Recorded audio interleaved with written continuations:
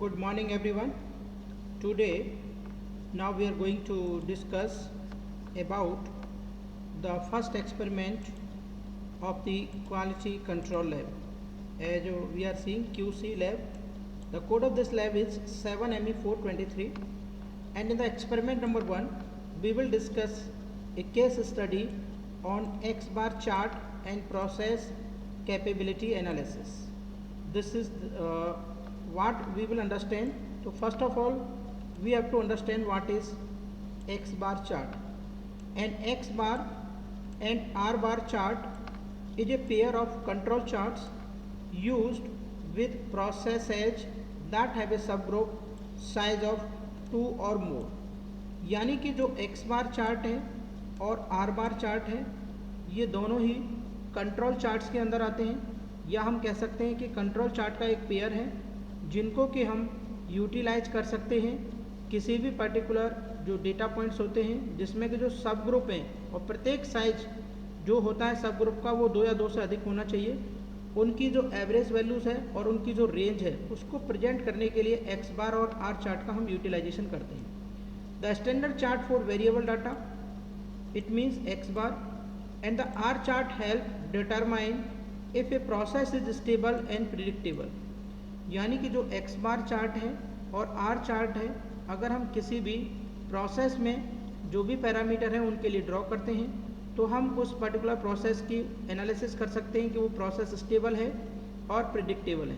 The X bar chart shows how the mean और average changes over time. तो जो X bar chart है वो ये रिप्रेजेंट करता है कि जो मीन वैल्यू है या एवरेज वैल्यू है वो टाइम के रेस्पेक्ट में कैसे चेंज हो रही है. And the R chart shows how the range of the sub group changes over time. ये शो करता है कि जो आर की वैल्यू है, ठीक है, यानी जो रेंज है वो किस तरीके से चेंज हो रही है. It is also use to monitor the effect of process improvement theories. ये इसके लिए भी यूज़ होता है जिसमें हम ये सोच कर सकते हैं कि प्रोसेस इम्प्रूवमेंट थ्योरी को एनालिसिस करने के लिए as the standard X bar and R chart will work in place of X bar and S median and R chart. तो ये सारा का सारा जो ऑब्जेक्टिव है वो एक्स बार और आर चार्ट एनालिसिस के लिए हम यूज करते हैं. The X bar chart on top shows the mean और average of each sub group. It is use to analyse central location. ये सेंट्रल लोकेशन को एनालाइज करने के लिए यूज होता है. The range chart on the bottom shows how the data is spread. It is use to study system variability. ये system की variability को एनालिसिस करने के लिए यूज़ होता है, या हम ये कह सकते हैं कि डाटा को हम किस तरीके से स्प्रेड कर रहे हैं वो चीज़ बताने के लिए रेंज चार्ट यानी जो आर चार्ट है वो यूज़ होता है. जबकि जो एक्स बार चार्ट है वो मीन या एवरेज वैल्यू फाइंड आउट करने के लिए प्रत्येक ग्रुप की हम क्या करते हैं, यूटिलाइज करते हैं. जैसा कि हम इस पर्टिकुलर ग्राफ के अंदर यहाँ पर देख पा रहे हैं, this is the X bar chart. First one is the X bar. this is the x bar chart. Suppose this is the data and here we are representing some data points. और this is, अगर हम इसकी बात करते हैं तो ये upper control limit है यहाँ पर and this is the lower control limit है, और ये इसकी क्या है, मीन वैल्यू है. तो ये जो ऊपर वाला है ये हमारा क्या है, this is x bar chart है, और यहाँ पर भी ये चीज़ रिप्रेजेंट हो रखी है. इसमें ये अपर कंट्रोल लिमिट है और नीचे वाला लोअर कंट्रोल लिमिट्स, ठीक है. अगर हम इसी डेटा को ये हम देख सकते हैं जैसे from improving health with control chart, Raymond G Carey, ये पीएचडी जिसने ये पर्टिकुलर जो डेटा है ये आपका प्रेजेंट किया है. अगर हम बात करते हैं यहाँ पर कि और अगर हमें इस पर्टिकुलर चीज़ का एनालिसिस करना है तो हम यहाँ पर देख सकते हैं किस तरीके से हमें इस पर्टिकुलर चीज़ का एनालिसिस करना है. अगर मैं बात करता हूँ, जैसे मान के चलिए अगर हम इस डेटा को एनालिसिस करते हैं तो जो एक्स बार है and R chart in Excel sheet, Excel sheet format में ये कुछ डेटाज दे रखे हैं. मान के चलिए these are the datas that are given. तो यहाँ पर कुछ जो डेट्स हैं उनके अकॉर्डिंग ये एक्स बार वाली जो डेट्स आप देख रहे हैं, यहाँ पर हमें कुछ डेटा है जो हमने कलेक्ट किया है, और यहाँ पर ये जो है आपका एक्स डबल बार की वैल्यूज़ है. यहाँ पर अगर हम देख रहे हैं ये अपर कंट्रोल लिमिट है और यहाँ पर क्या है, ये लोअर कंट्रोल लिमिट का डेटा है जो हम यहाँ पर देख पा रहे हैं. अगर हम इसी चीज़ को आगे फर्दर लेके जाते हैं और इसको यहाँ पर प्लॉट करते हैं तो ये जैसे अगर मैं बात करूँ एक्स बार चार्ट की, तो इसमें जो कंडीशन होती है, एक अपर कंट्रोल लिमिट होती है, एक लोअर कंट्रोल लिमिट होती है, और ये इसकी टारगेट वैल्यूज़ होती है। ठीक है, ये आर बार चार्ट की भी अगर मैं बात करूँ तो इसमें भी lower control limit, upper control limit, और ये आपकी रेंज वैल्यू होती है। ठीक है, अब मैं बेस पर आ जाता हूँ वापस से। ये जैसे एक्स बार और आर चार्ट है इन एक्सेल शीट फॉर्मेट, तो ये डिफरेंट डेट्स दे रखी हैं।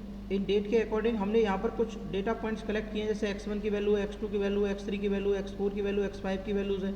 ठीक है, डेट के करस्पॉन्डिंग हमने यहाँ पर ये डेटा पॉइंट्स कलेक्ट किए हैं, और इनकी जो एवरेज वैल्यूज़ है वो एवरेज वैल्यू हमने यहाँ पर फाइंड आउट की है। जैसे एक्स बार की वैल्यू हमने यहाँ पर फाइंड आउट की है, और एक्स बार की वैल्यू फाइंड आउट करने के बाद में हमने यहाँ पर क्या किया है, रेंज फाइंड आउट की है। तो जब हम एवरेज निकालते हैं तो यहाँ पर सिंपली हम क्या करते हैं, सभी को ऐड करके डिवाइडेड बाई 5 से डिवाइड करेंगे, तो यहाँ पर एवरेज वैल्यू हमें मिल जाएगी, और इस एवरेज वैल्यू को हम यहाँ पर फर्दर आगे कैलकुलेट भी करके आपको यहाँ पर शो करेंगे। जैसे मान के चलिए अभी हम एवरेज वैल्यू फाइंड आउट करना है, तो इक्वल टू का साइन लगाएंगे। इक्वल टू का साइन लगाने पर यहाँ पर हम क्या करेंगे, एवरेज वाला जो ऑप्शन है, इस एवरेज वाले ऑप्शन को यहाँ पर सेलेक्ट कर लेंगे। और अगर हम एवरेज वाले ऑप्शन को यहाँ पर सेलेक्ट करते हैं, इसके बाद पूछेगा ये नंबर, हमें नंबर सेलेक्ट करना है, तो 1 बाई 1 हम यहाँ क्या करेंगे, नंबर पे जाएंगे, जैसे 2.4। ठीक है, फिर देन पूरी जो रो है डेटा की वो हमने सेलेक्ट कर ली, और इसके बाद हमें क्या करना है, एंटर प्रेस करना है। एंटर प्रेस करते ही यहाँ पर एवरेज वैल्यू आ जाएगी, और यहाँ पर अब हम क्या करेंगे, जो हमारा प्लस का साइन है इससे राइट क्लिक यहाँ पर करेंगे और इसको स्क्रॉल डाउन करेंगे नीचे तक, तो ये देखिए पूरा का पूरा जो डेटा है वो सभी में एवरेज वैल्यू एक्स बार की आ चुकी है।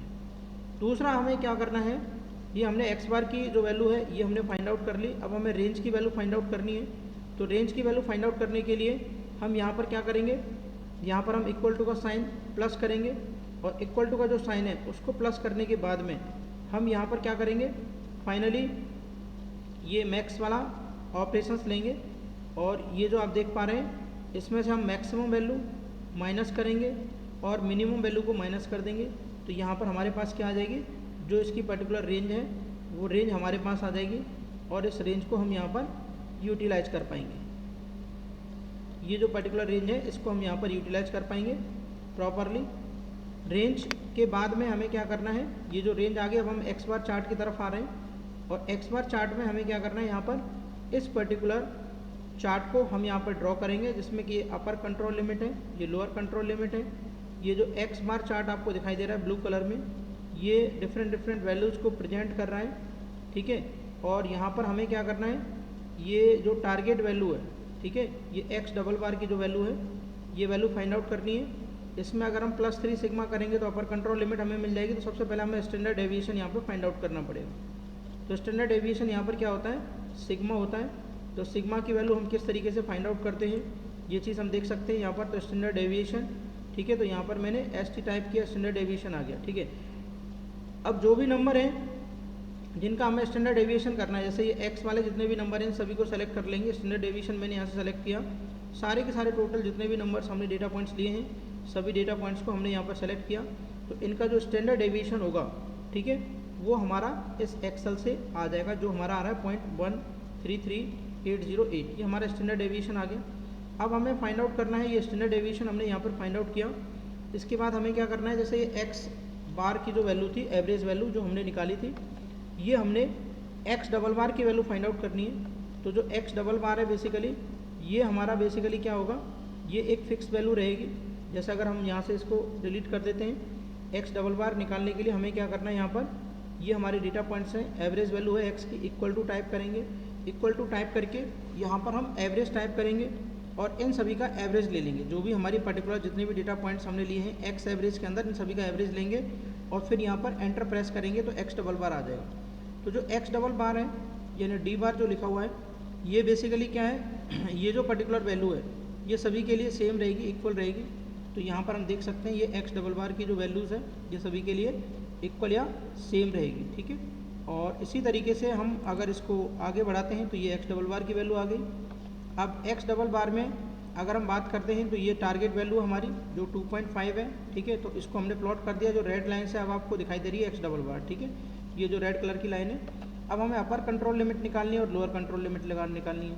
तो इस एक्स डबल बार में +3 सिग्मा करना है। तो 3 इंटू में ये जो पर्टिकुलर वैल्यू है इसको सेलेक्ट कर लेंगे, जो सिग्मा की वैल्यू स्टैंडर्ड डेविएशन, और यहाँ पर सेलेक्ट करने के बाद में इसको अगर हम स्क्रॉल डाउन करते हैं, एंटर करेंगे और इसको स्क्रॉल डाउन करेंगे तो अपर कंट्रोल लिमिट की वैल्यू आ जाएगी। और यहाँ पर C3 में से यानी x डबल बार में से माइनस करेंगे, -3 इंटू में सिग्मा, और इसको अगर हम एंटर प्रेस करेंगे तो ये लोअर कंट्रोल वैल्यू आ जाएगी पहले वाले की। और अगर हम इसको सेलेक्ट करके स्क्रॉल डाउन करते हैं डाउन तक, ठीक है, तो ये जो सेम वैल्यूज़ हैं ये वैल्यूज़ हमारी यहाँ पर प्लॉट हो जाएगी। अब आप देख पा रहे हैं ये लोअर कंट्रोल लिमिट है जो ब्लू कलर से दिखाई दे रही है, ग्रीन कलर से अपर कंट्रोल लिमिट दिखाई दे रही है, बीच वाले ये डेविएशंस हमें दिखाई दे रहे हैं, ठीक है, और ये बीच वाला जो ग्राफ है ये ग्राफ हम इस तरीके से प्लॉट कर पा रहे हैं। तो ये हमारा एक्स बार का प्लॉट था। सिमिलर इसी वे में हम यहाँ पर फर्दर क्या कर सकते हैं, जो आर बार का कंट्रोल चार्ट है उस आर बार के कंट्रोल चार्ट को भी हम इसी तरीके से प्लॉट कर सकते हैं। जैसे यहाँ पर ये रेंज आ गई, अब एक्स की जगह हमें क्या करना है, यहाँ पर रेंज लेके आनी है, फिर ये आर डबल बार की वैल्यू निकालनी है, अपर कंट्रोल लिमिट निकालनी है और लोअर कंट्रोल लिमिट निकालनी है। स्टैंडर्ड डेविएशन हम जानते हैं किस तरीके से हमें फाइंड आउट करना होता है, ठीक है। आर बार की जो रेंज है वो हम निकाल ही सकते हैं, ठीक है। तो ये जो बीच वाली ये टारगेट वैल्यू है ये अपर कंट्रोल लिमिट है, ये लोअर कंट्रोल लिमिट है, ठीक है। तो ये रेंज वाली वैल्यू है, यहाँ से ये सारी चीज़ें